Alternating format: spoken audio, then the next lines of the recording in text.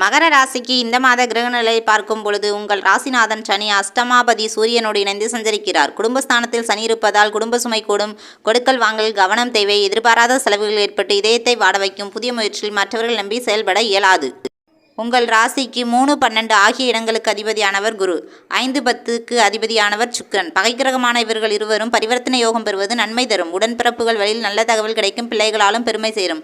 நீண்ட நாள் பிரச்சனை நல்ல முடிவுக்கு வரும். வியாபாரத்தில் வேலையாட்கள் உங்கள் குணமறிந்து நடந்து கொள்வார்கள்.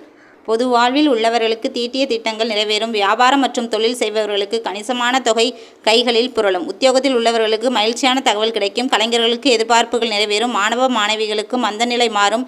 சிந்தனைகளில் வெற்றி பெறும்.